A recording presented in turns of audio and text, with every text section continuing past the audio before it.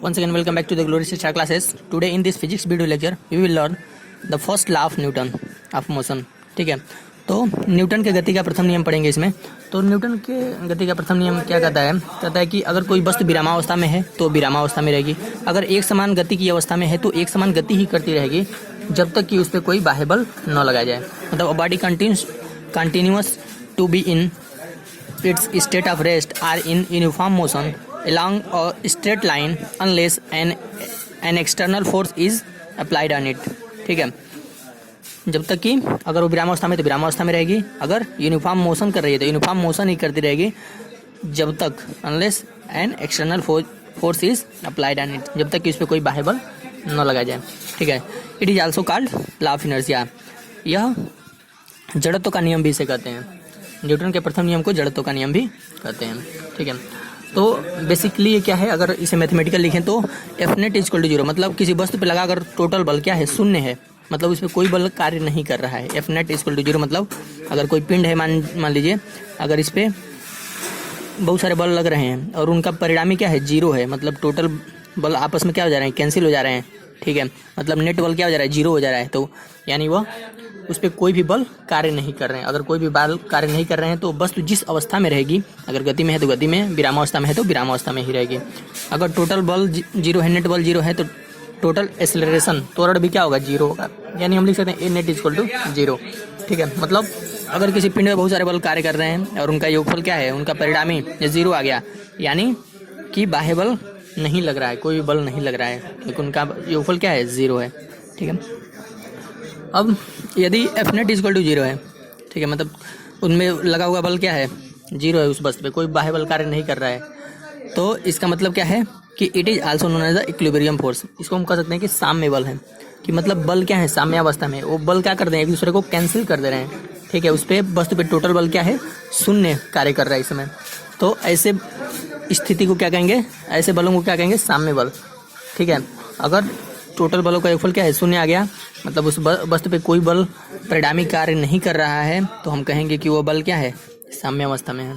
ठीक है, अब है इक्विलिब्रियम फोर्स यानी कि साम्य बल। ठीक है, यदि F1 F2 F3 under dash, equilibrium force क्या होते हैं उसके बारे में बात किया जा रहा है कि यदि F1 F2 F3 under dash Fn बहुत सारे बल हैं एंड अगर उनका योगफल, उनका परिणामी मतलब उन सारे का योगफल, ठीक है, क्या है, शून्य है, तो कहेंगे then forces are equilibrium state में है, साम्यावस्था में है। ठीक है, तो ये बहुत ही इंपॉर्टेंट चीज़ है इस चीज़ को जानना कि अगर बहुत सारे बल किसी पिंड पे काम कर रहे हैं और उनका परिणामी क्या है, शून्य है। ठीक है, तो उस बल को क्या कहेंगे, साम्य बल कहेंगे। क्या कहेंगे कि वह सिस्टम किस में है, साम्यावस्था में है। जैसे मान लीजिए अगर यहाँ पे कोई यम द्रव्यमान का कोई वस्तु है, इधर से 5 न्यूटन का बल लगा, इधर से भी 5 न्यूटन का बल लगा, तो टोटल इस पर कितना बल लगा, शून्य, क्योंकि यह बल इस बल को जीरो कर देगा और यह वस्तु इसी अवस्था में यहीं पे रुकी रहेगी, इधर उधर विस्थापन नहीं होगा। ठीक है, तो हम कहेंगे कि इन दोनों का योगफल क्या हो गया, जीरो, दोनों एक दूसरे को कैंसिल कर दे रहे हैं। ठीक है, दोनों विपरीत दिशा में दोनों बल लगे हुए हैं। ठीक है, तो ये दोनों 5 न्यूटन के बल एक दूसरे के विपरीत हैं। इस वस्तु में कोई परिवर्तन, विस्थापन नहीं कर रहे हैं, जिस स्टेट में वस्तु थी उसी स्टेट में है।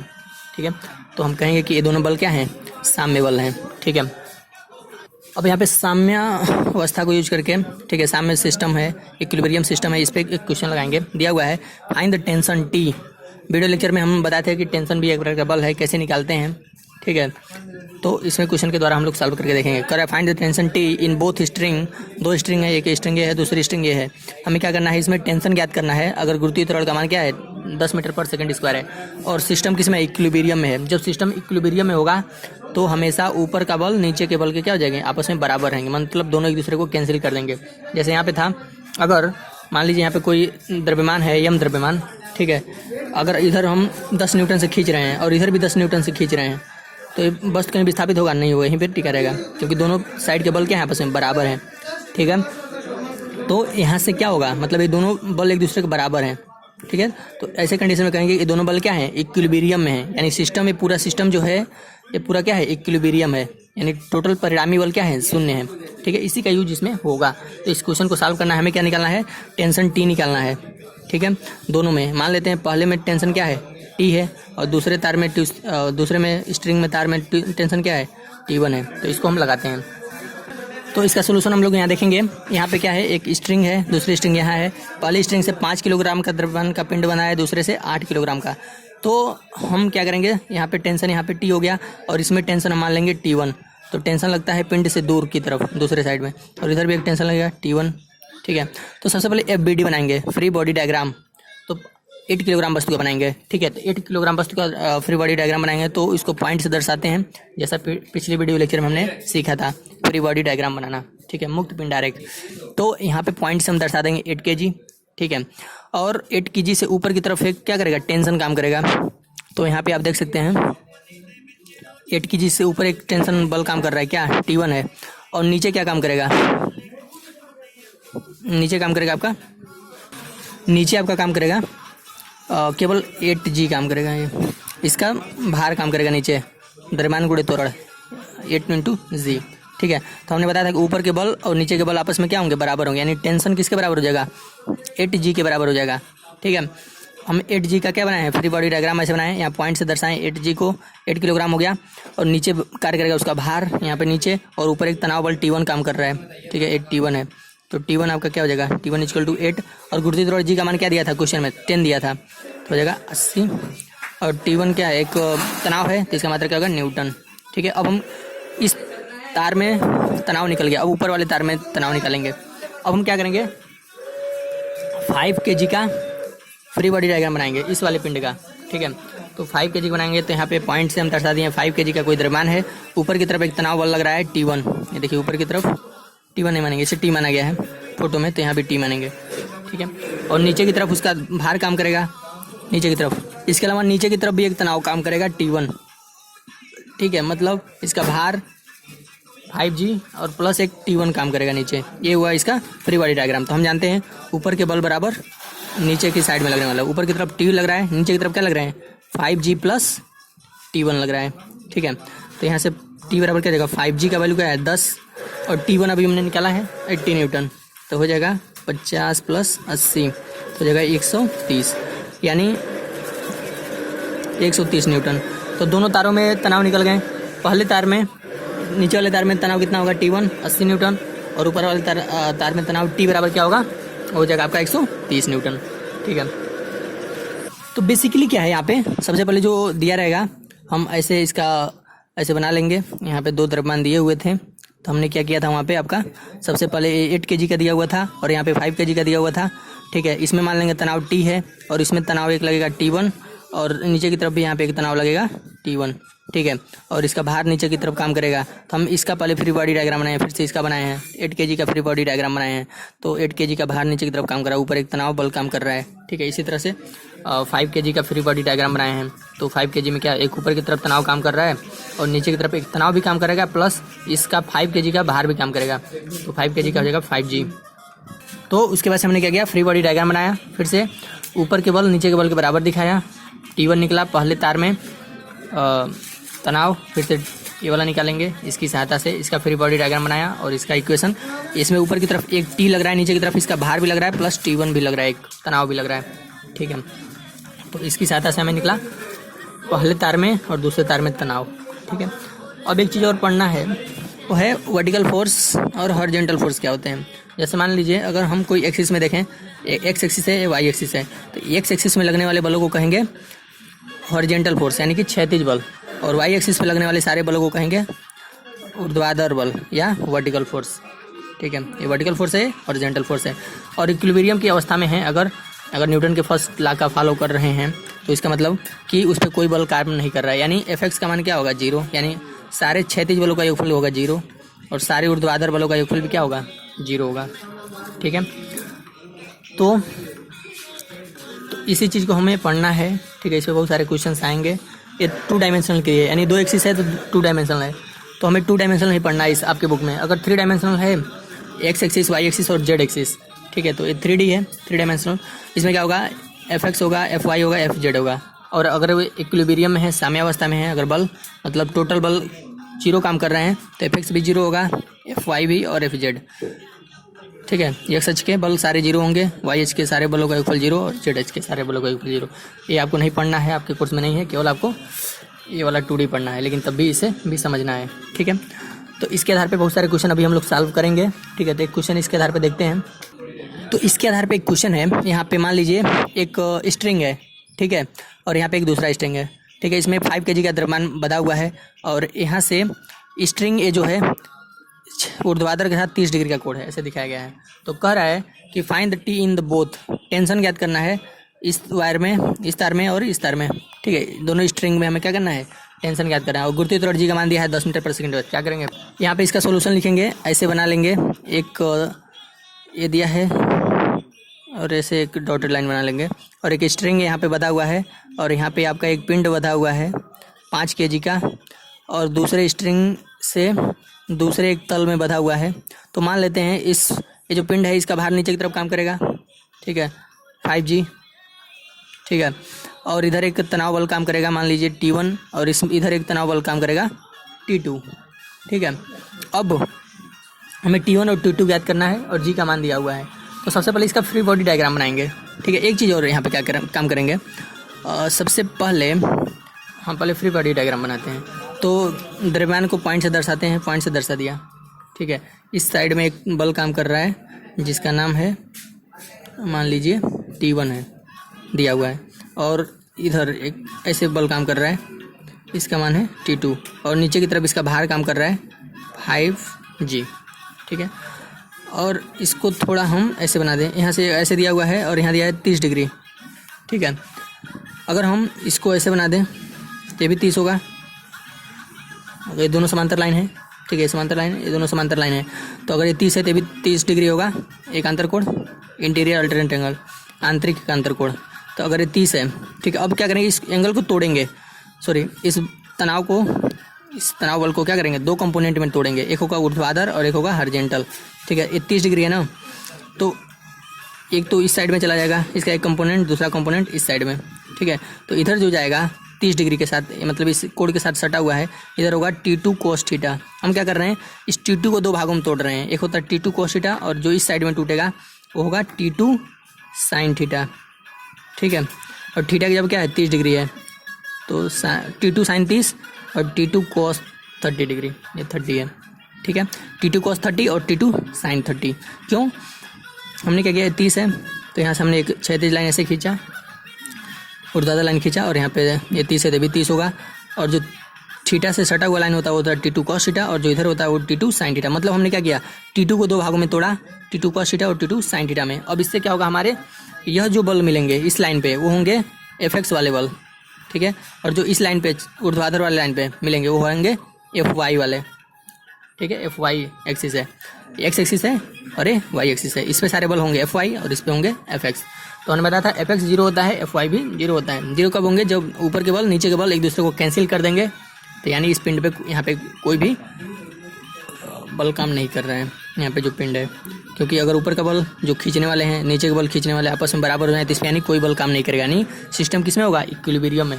यहाँ पे क्वेश्चन में देना चाहिए सिस्टम किस में है, साम्यावस्था में है, इक्विलिब्रियम स्टेट में, ठीक है, ऐसा दिया रहेगा क्वेश्चन में। अब हम क्या करेंगे, क्षैतिज बल आपस में बराबर होंगे विपरीत, तो हम लिख सकते हैं Fx = 0, क्षैतिज बल आपस में 0 होंगे। कब 0 होंगे, अगर इधर वाले और इधर वाले बल आपस में क्या हो जाए, बराबर, मतलब T2 sin 30 = T1 के बराबर हो जाए, ठीक है।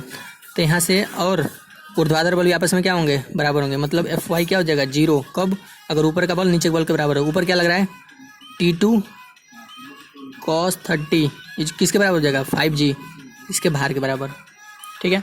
इसका यूज नहीं करेंगे क्योंकि इसको हम तोड़ चुके हैं 2 भागों में, T2 cos थीटा और T2 sin थीटा में। तो अगर ऐसा कुछ रहेगा तो इसको तोड़ना पड़ेगा, अगर एंगल दिया रहेगा तो ऐसे हम इसे तोड़ सकते हैं, ठीक है। तो यहाँ सबका क्या हो जाएगा, पहले इसको निकाल लेते हैं क्योंकि इसमें मान रखना पड़ेगा। यहाँ देखो T2 cos 30 का मान क्या होता है, cos 30 का मान होता है √3/2 = 5G का मान है 10। तो जगह T2 × √3 बराबर 50, 50 दूना 100 और ये √3, अच्छा अभी नहीं, अगले लाइन में लेते हैं। तो यहाँ से T2 बराबर क्या हो जाएगा, 100/√3, ठीक है। T2 का मान निकल गया। अब T2 का मान उठा के इसमें रख देंगे, तो यहाँ से अगर T2 sin 30 का मान हो जाएगा 1/2 और T1 का मान निकालना है। T2 का मान अभी हमने निकाला 100/√3, तो लिख देंगे, इसको न्यूटन में लिखेंगे, न्यूटन में आएगा। इतना पे छोड़ सकते हैं, आगे भी इसको हल कर सकते हैं, इतना पे ही छोड़ देना है। इसका मान है T2 का मान 100/√3 × 1/2 इक्वल टू T1, ये 2 से कटेगा तो हो जाएगा 50, यहाँ से होगा T1 बराबर क्या गया 50/√3 न्यूटन। तो दोनों तारों में तनाव निकल गए T1 और T2। कैसे निकाले हैं इसको? सबसे पहले ऐसे दिया हुआ था, हम क्या करेंगे फ्री बॉडी डायग्राम बनाएंगे FBD, इसको मानेंगे पॉइंट से 5 kg को, ठीक है। इसके बाद से जो बल दिया था इधर दिया था T1, T2 दिया था, इधर दिया था तनाव बल T1, नीचे बाहर काम करेगा। अब ये तो क्षैतिज में है और ऊर्ध्वाधर नीचे की तरफ है, तो हमें इसको भी 2 भागों में तोड़ना होगा, एक ऊर्ध्वाधर और एक क्षैतिज, एक एक्स एक्सिस पे एक वाई एक्सिस पे। एक्स एक्सिस पे अगर ये 30 है तो इसके लिए हम क्या करेंगे, सबसे पहले एक डॉटेड लाइन खींचा और यहाँ से इस डिग्री को इसके बराबर होगा क्योंकि आंतरिक एकांतर कोण। अब इधर जो थीटा से सटा हुआ था इधर होता है T2 cos थीटा, यानी T2 cos 30 और उधर T2 sin 30। अब यह बल इसके बराबर होगा और ऊपर वाला बल नीचे वाले के बराबर होगा, इसे दर्शाएंगे और यहाँ से T1 और T2 का मान ऐसे निकालेंगे। तो ये था क्वेश्चन नंबर फर्स्ट। और देखते हैं क्वेश्चन नंबर सेकंड। यहाँ पे ऐसे दिया हुआ है और कह रहा है यहाँ पे 2 स्ट्रिंग है 5 kg के द्रव्यमान से बंधे हुए हैं, ठीक है। और हमें कह रहा है find the tension in both the string, दोनों तारों हमें क्या करना है स्ट्रिंग ज्ञात करना है, टेंशन ज्ञात करना है, ठीक है। और गुरुत्वीय त्वरण जी का मान दिया रहेगा 9.8 मीटर पर सेकेंड स्क्वायर। और ये सिस्टम किस में है, इक्विलिब्रियम है, साम्यावस्था में है।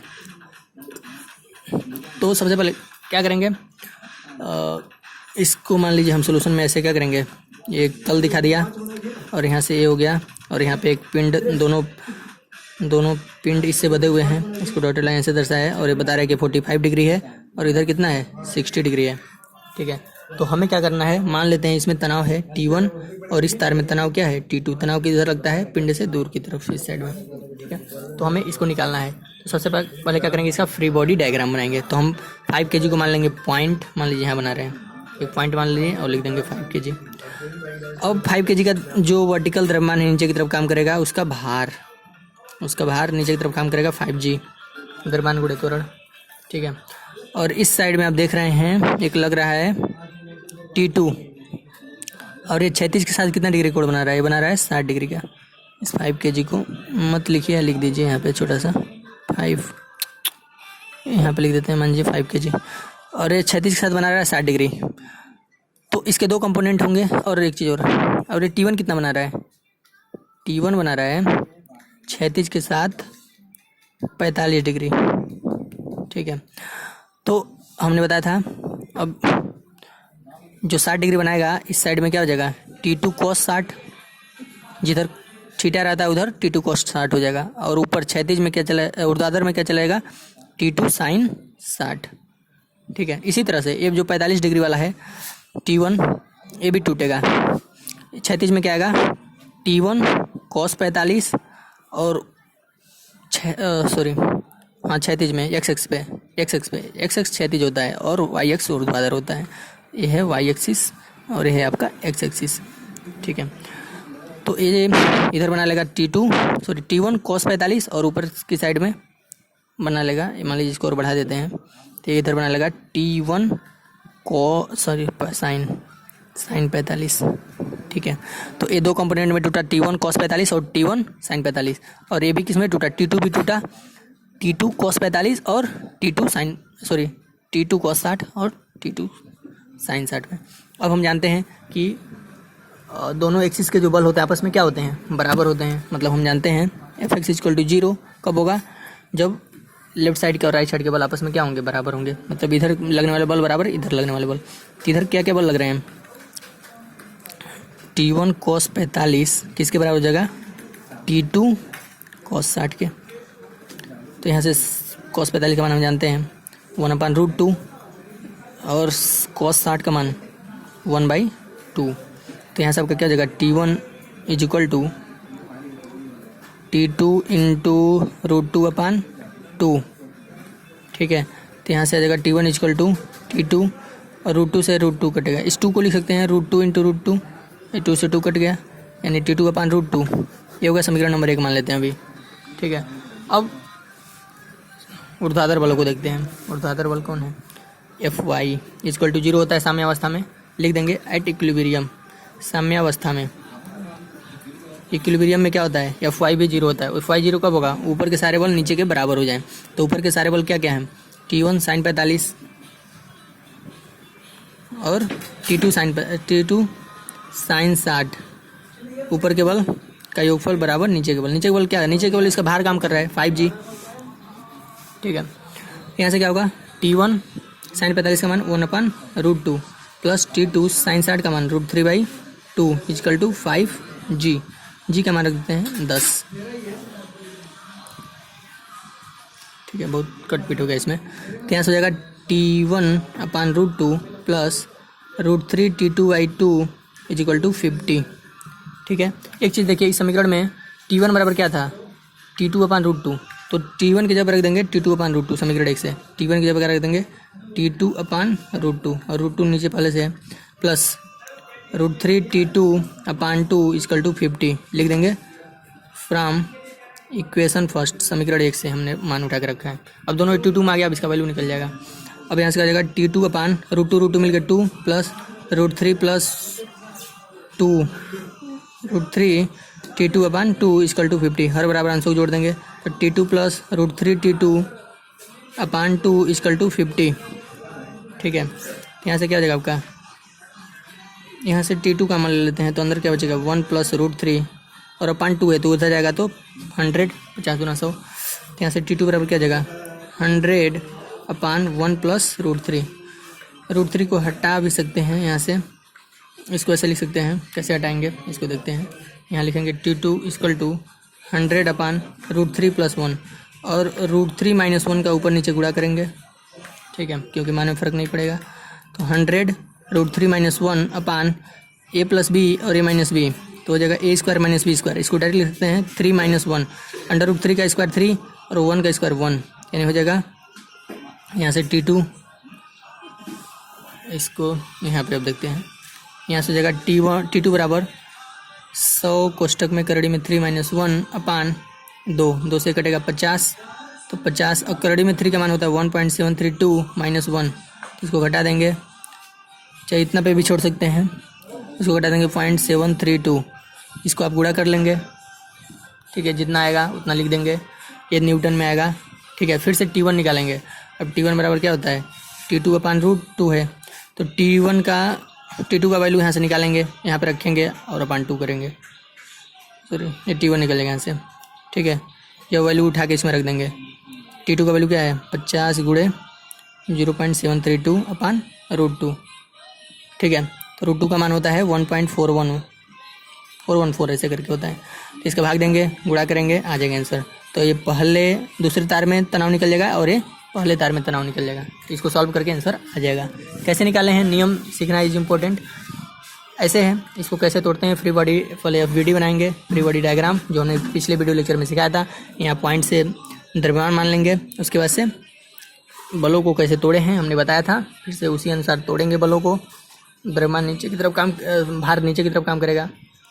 ये T1 T2 T2 के 2 कंपोनेंट हो गए, T2 cos थीटा और T2 sin थीटा, और T1 के भी 2 कंपोनेंट, T1 cos थीटा और T2 sin थीटा। जो थीटा से सटा हुआ लाइन होता है वहाँ cos आता है, जो थीटा से दूर होता है उधर sin आता है। ये थीटा से सटा हुआ था cos आया, ये भी cos आया और ये दोनों sin आए। और हम जानते हैं साम्य अवस्था में एट इक्विलिब्रियम, ऐसे लिख देंगे इक्विलिब्रियम। साम्य अवस्था में क्या होता है, Fx = 0, यानी इधर के बल बराबर उधर के बल, और Fy भी 0 होते हैं साम्य अवस्था में, ऊपर के बल बराबर नीचे के बल। Fx मतलब दाएं के बल बराबर बाएं के बल, और Fy मतलब ऊपर के बल बराबर नीचे के बल, ठीक है। ऐसे करेंगे, सॉल्व करेंगे, T1 T2 का मान निकलेगा, ऐसे ही लगेगा। अब देखते हैं क्वेश्चन नंबर 3। क्वेश्चन नंबर 3 कर रहा है कि इस प्रकार से है कोई पिंड यहाँ पे m द्रव्यमान का, तो कर रहा है फाइंड द टेंशन T। यहाँ पे कोई टेंशन T उत्पन्न होगा, उसको ज्ञात करना है, ठीक है। और in string and normal reaction n, और सतह से ऊपर की तरफ एक नॉर्मल रिएक्शन लगता है, हमने बताया था पिछले वीडियो लेक्चर में, उसको ज्ञात करना है। If m is in equilibrium, अगर द्रव्यमान किस में, इक्विलिब्रियम में है, मतलब उस पर कोई बल कार्य नहीं कर रहे हैं, सारे बलों का परिणामी क्या है, 0 है। तो सबसे पहले ऐसा हम एक फ़ोटो बनाएंगे, ऐसा हमने बना लिया, और ये आपका यहाँ से ऐसा एक सतह है, ठीक है। और यहाँ पे एक द्रव्यमान m द्रव्यमान का पिंड रखा हुआ है, और एक स्ट्रिंग से जुड़ा हुआ है तार से। मान लीजिए यहाँ पर तनाव T लग रहा है। पिंड का जो भार होगा द्रव्यमान, उसके केंद्र से नीचे की तरफ काम करेगा mg, ठीक है। और सतह के लंबवत एक अविलंब प्रतिक्रिया, हमने बताया था कि अगर कोई पिंड किसी सतह पर रखा हुआ है तो अविलंब प्रतिक्रिया सतह लगाती है उसके भार को मेंटेन करने के लिए, और यहाँ पे एंगल दिया है थीटा। ठीक है, तो सबसे पहले एक चीज़ हम लोग सीखेंगे, अगर ये थीटा है और 90 डिग्री पे लगता है नीचे एकदम डायरेक्ट, तो ये क्या होगा 90 माइनस थीटा होगा, ये चीज़ 90 माइनस थीटा। ठीक है, और हम इसके दो कंपोनेंट में तोड़ेंगे। सबसे पहले हम इसको एक ऐसे लाइन खींचेंगे, खींच दिया, और एक ऐसे लाइन खींचेंगे। ठीक है, अब यह जो है यह लाइन और ये लाइन दोनों एक दूसरे के 90 डिग्री पे हैं। ठीक है, यहाँ भी कर सकते हैं ये लाइन, इसको नहीं खींचते हैं, यहाँ से खींच देते हैं। यहाँ ये लाइन और ये लाइन दोनों एक दूसरे के 90 डिग्री पे हैं, तो अगर ये 90 माइनस थीटा है तो ये थीटा होगा, तभी इन दोनों का योगफल 90 होगा। 90 माइनस थीटा में थीटा जोड़ेंगे तो 90 हो जाएगा। मतलब अगर ये पूरा थीटा है और ये 90 माइनस थीटा है तो ये थीटा होगा। ये चीज़ में समझ में आ रहा है। तो अगर ये थीटा है तो इसके कंपोनेंट दो भागों में टूट जाएंगे। भार क्या लग रहा है यहाँ पे बल क्या लग रहा है, बल लग रहा है mg। तो mg थीटा से सटा हुआ है। ठीक है, तो थीटा से जो सटा हुआ था उस लाइन पे कौन सा बल काम करेगा, वो हो जाएगा mg cos थीटा। और जो थीटा से दूर होता है, थीटा से ये दूर, ये वाला लाइन, इस पे कौन सा बल काम करेगा, mg sin थीटा। ये चीज़ हमें समझ में आ गया। ये कैसे थीटा हुआ है ये समझ में आया हमें। ये पहले थीटा था, ये 90 डिग्री पे वर्टिकली नीचे काम करता है, तो ये जगह 90 माइनस थीटा, और ये क्या होगा आपका थीटा हो जाएगा। क्यों, क्योंकि अगर ये लाइन और ये लाइन दोनों 190 डिग्री पे हैं तो 90 माइनस थीटा और इसमें क्या जोड़ें कि दोनों थीटा 90 डिग्री हो जाए, तो थीटा जोड़ देंगे तो थीटा कटेगा 90 हो जाएगा, तो ये एंगल हो जाएगा थीटा।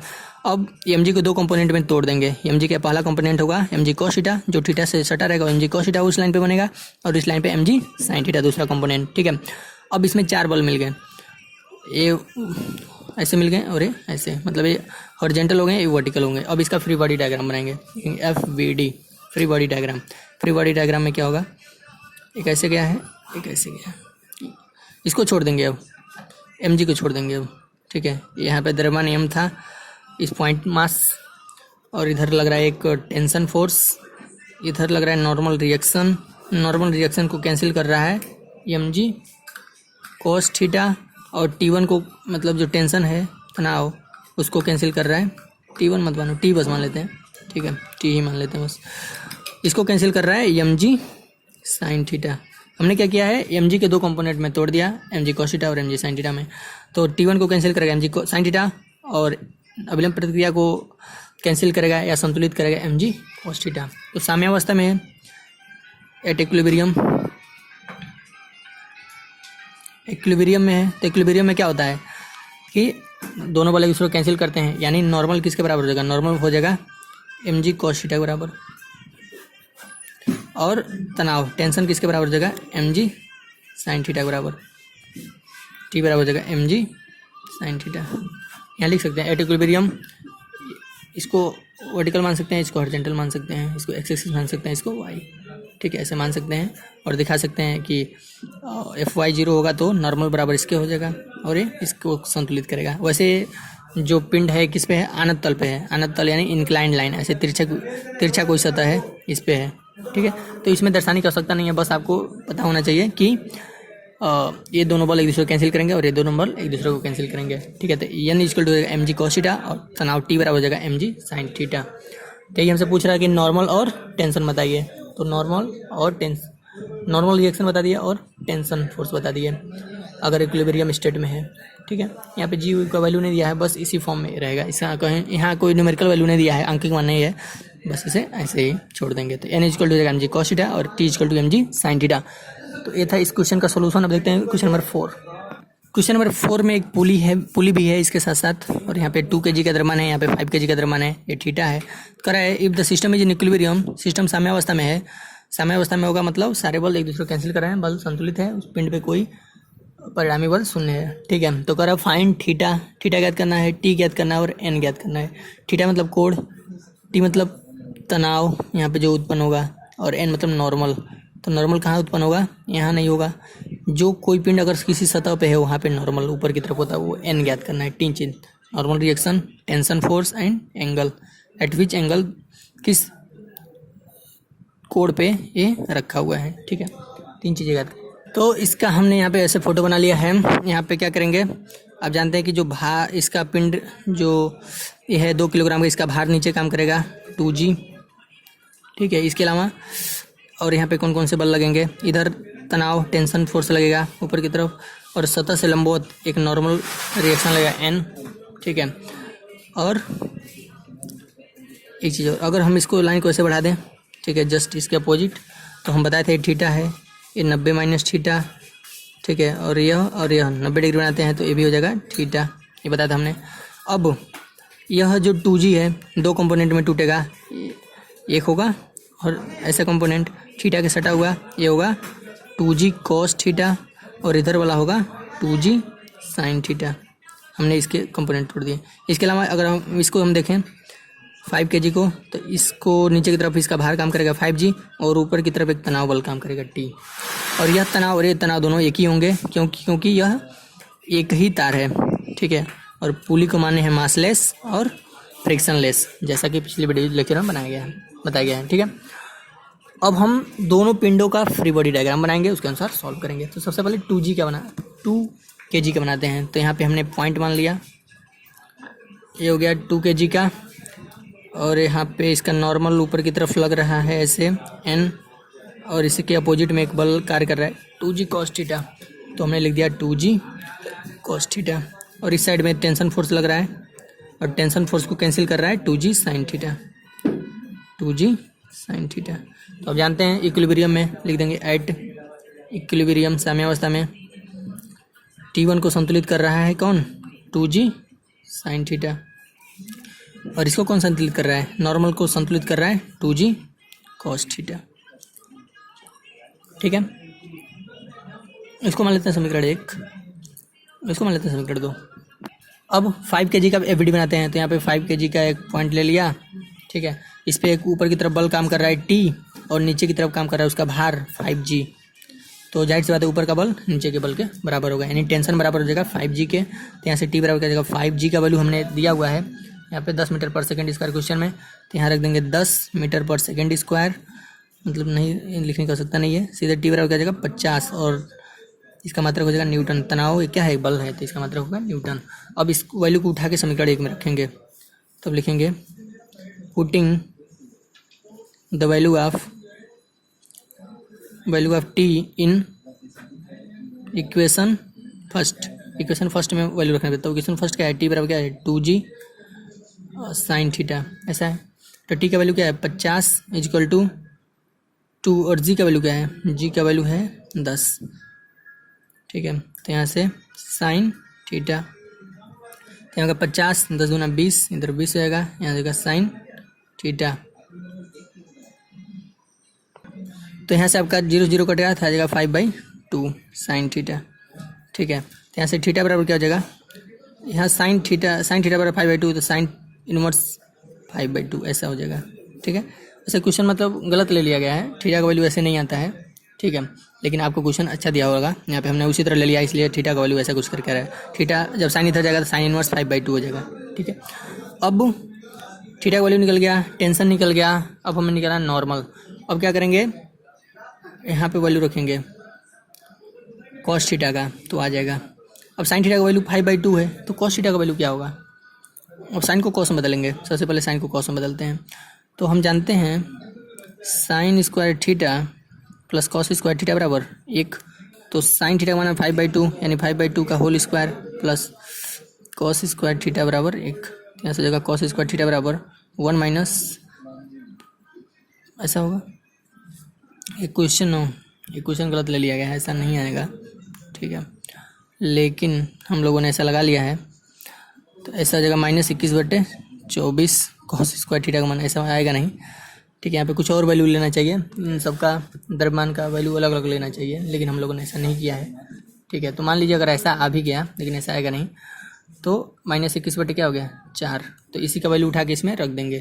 तो लिखेंगे फ्रॉम इक्वेशन 2, तो n इक्वल टू क्या है 2g का वैल्यू रख देंगे 10, और कॉस स्क्वायर थीटा का मान इतना है, तो कॉस थीटा का मान हो जाएगा करड़ी में इतना, करड़ी में ये माइनस में नहीं आएगा, यहाँ पे कुछ भी आएगा, ठीक है। तो यहाँ से n का मान ऐसे निकल जाएगा। एक क्वेश्चन हम लोगों ने गलत ले लिया था, गलत मतलब अंक इसका गलत ले लिया था, ठीक है। लगाने का तरीका ऐसे ही होगा, ठीक है। यहाँ पे कुछ ऐसे वैल्यू लेना चाहिए जिससे कि इसका मान पॉजिटिव आए यहाँ पे, ठीक है, तो अब ऐसे ही होगा।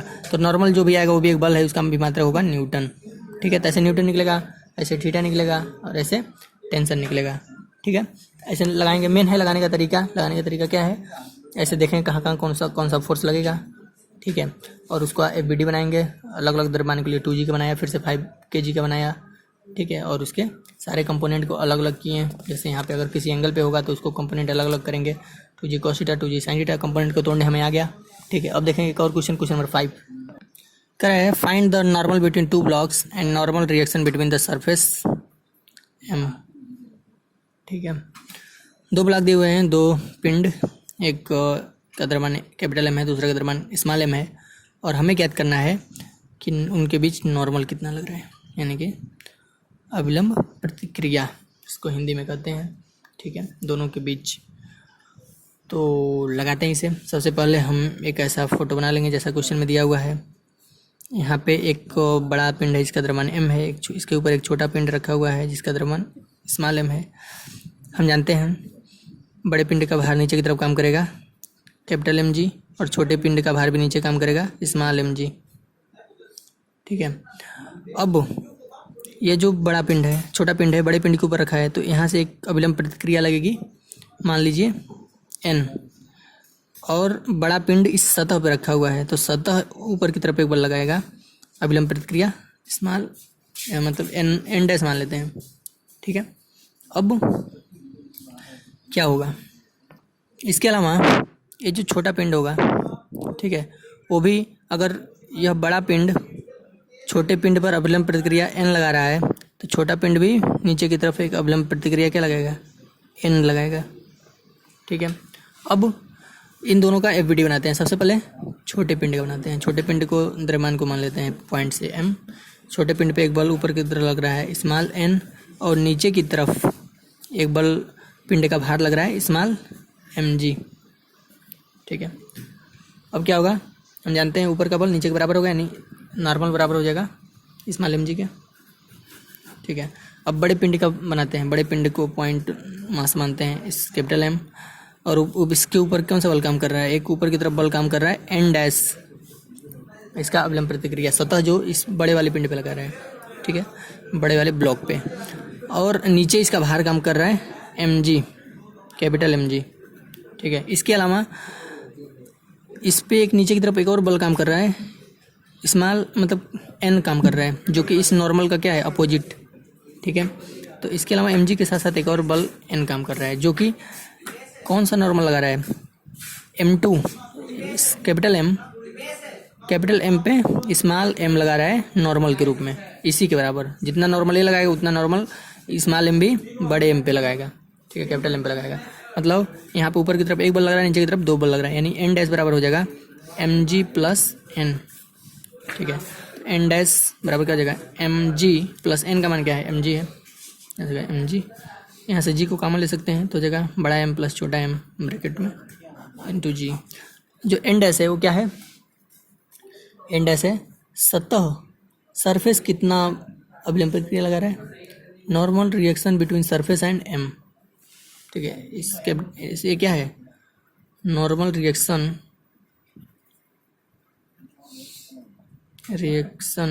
Between surface and capital M मास, ठीक है। और जो ये वाला n है, ये वाला n क्या है, नॉर्मल रिएक्शन बिटवीन 2 ब्लॉक्स, इस ब्लॉक और इस ब्लॉक के बीच जो नॉर्मल रिएक्शन लग रहा है वो n है, ठीक है। तो n निकल गया, नॉर्मल रिएक्शन बिटवीन 2 ब्लॉक्स, दोनों ब्लॉकों के बीच नॉर्मल रिएक्शन, ठीक है। तो ये चीज़ पूछा था और ये चीज़ पूछा था, दोनों चीज़। इसका मान क्या होगा, mg, और इसका मान m ब्रैकेट में m plus capital M plus small m into g। एक क्वेश्चन इसके सॉल्व करते हैं। एक क्वेश्चन दिया हुआ है, कह रहा है कि find the normal reaction between the blocks, दोनों ब्लॉक जो 2 kg है और 5 kg, इनके बीच नॉर्मल रिएक्शन ज्ञात करना है, ठीक है। इसके अलावा एंड बिटवीन, और एक और नॉर्मल रिएक्शन ज्ञात करना है, सरफेस और 5 kg की मास के बीच जो नॉर्मल रिएक्शन लगेगा उसको भी ज्ञात करना है, ठीक है। तो सबसे पहले क्या करेंगे, इसका एक फ़ोटो बनाएंगे ऐसे, यहाँ पे ऐसे सोल्यूशन लिखेंगे। यहाँ पे हमने एक 5 kg का बना लिया, इसके ऊपर रखा हुआ है 2 kg का पिंड, ठीक है। तो हम जानते हैं कि ऊपर की तरफ सबसे पहले नीचे की तरफ इसका भार काम करेगा 5g, इसका भी भार नीचे की तरफ काम करेगा 2g। इसके अलावा ये जो बड़ा सतह है, छोटे सतह पे एक नॉर्मल रिएक्शन लगेगा ऊपर की तरफ n, और छोटा सतह भी, छोटा जो ब्लॉक है बड़े ब्लॉक पे एक नॉर्मल रिएक्शन लगेगा स्मॉल n। ठीक है, हमने मान लिया। और सरफेस क्या करेगा, इस बड़े वाले ब्लॉक पे, बड़े वाले पिंड पे ऊपर की तरफ एक नॉर्मल रिएक्शन लगेगा n डैश। मतलब सरफेस और बड़े पिंड के बीच लगने वाले नॉर्मल रिएक्शन को हमने n डैश माना, और दोनों ब्लॉकों के बीच लगने वाले नॉर्मल रिएक्शन को हमने n माना। तो सबसे पहले फ्री बॉडी डायग्राम बनाएंगे FBD ऑफ किसका 2 kg का बनाएंगे। 2 kg का FBD बनाते हैं तो 2 kg को पॉइंट मान लेते हैं यहाँ पे, और 2 kg पे ऊपर की तरफ एक नॉर्मल रिएक्शन लग रहा है n, और उसका भार नीचे काम कर रहा है 2g। ठीक है, तो हम जानते हैं n बराबर क्या आ जाएगा 2g, ऊपर का बल बराबर नीचे का बल, तो n बराबर क्या आ जाएगा 2। g का वैल्यू क्या है, यहाँ पे g का वैल्यू आपका दिया रहेगा, यहाँ पे दे दिया है g बराबर 10 मीटर पर सेकंड स्क्वायर, मान लीजिए दिया है क्वेश्चन में। तो यहाँ पे वैल्यू रख देंगे 10 दिया रहेगा, कहीं कहीं 9.8 दिया रहेगा, तो जाएगा 20 न्यूटन। ठीक है, 20 न्यूटन क्या गया, दोनों ब्लॉकों के बीच लगने वाला बल, दोनों ब्लॉकों के बीच लगने वाला नॉर्मल रिएक्शन लिख देंगे। नॉर्मल रिएक्शन, अभिलंब प्रतिक्रिया, रिएक्शन बिटवीन 2 ब्लॉक्स, दोनों ब्लॉक्स के बीच लगने वाला नॉर्मल रिएक्शन n इक्वल क्या आएगा 20 न्यूटन। अब हमें सरफेस और बड़े वाले ब्लॉक जो 5 kg का है, ठीक है 5 kg मास का है, उसके बीच लगने वाले नॉर्मल रिएक्शन को देखेंगे। उसके लिए क्या करेंगे, FBD बनाएंगे। FBD of 5 kg mass, 5 kilo द्रव्यमान का पिंड जो है उसका FBD बनाएंगे। तो यहाँ पॉइंट से 5 kg इसको दर्शा देंगे। इस पॉइंट पे मान लीजिए 5 kg है, और 5 kg पे नीचे की तरफ लग रहा है 5g, इसका भार ऊपर की तरफ क्या काम कर रहा है, ऊपर की तरफ इसका नॉर्मल रिएक्शन n डैश काम कर रहा है, n डैश काम कर रहा है। ठीक है, इसके अलावा नीचे की तरफ एक और बल काम कर रहा है जो कि है n, ए वाला n नीचे की तरफ। ठीक है, क्यों, क्योंकि यह लगा रहा है, यह 2 kg का पिंड इस 5 kg के पिंड पे नीचे की तरफ लगा रहा है। ठीक है, तो यहाँ से मतलब एक और बल काम कर रहा है नीचे की तरफ स्मॉल n। तो इसके लिए क्या हो जाएगा, हम जानते हैं ऊपर के बल बराबर नीचे का बल, यानी n प्लस 5g। n का वैल्यू क्या है अभी निकालेंगे 20 न्यूटन प्लस 5 इंटू जी का वैल्यू 10 मान लेंगे, 20 प्लस 50, यहाँ से हो जाएगा 70 न्यूटन। कितना हो जाएगा 70 न्यूटन n डैश। और n डैश क्या है, नॉर्मल रिएक्शन है किसके किसके बीच, सरफेस और बड़ा वाला पिंड जो 5 kg का है वो। और दो चीज़ हमसे पूछा है कि दोनों ब्लॉक्स के बीच और सरफेस और 5 kg के बीच नॉर्मल रिएक्शन ज्ञात करना है। तो जो n डैश निकला वो क्या निकला, ये निकला normal reaction between surface and 5 kg मास। ठीक है, तो ये दो चीज़ पूछा था, n डैश और n, ऐसे हमने निकाला। तो इस क्वेश्चन को ऐसे सॉल्व करेंगे। इस प्रकार के बहुत सारे क्वेश्चन आगे मिलेंगे। तो इस वीडियो लेक्चर में बस इतना ही। अगले वीडियो लेक्चर में न्यूटन के गति का द्वितीय नियम पढ़ेंगे, उस पर आधारित क्वेश्चन सॉल्व करेंगे। तो ये न्यूटन के फर्स्ट लॉ पे आधारित क्वेश्चन थे। ऐसे बहुत सारे क्वेश्चन आगे एक्सरसाइज में भी हमें मिलेंगे। तो इस क्वेश्चन को लगाना है, समझना है और इसको ऐसे लगाना है। ठीक है, इस वीडियो लेक्चर में बस इतना ही। मिलते हैं अगले वीडियो लेक्चर में, जिसमें पढ़ेंगे second law of Newton of motion.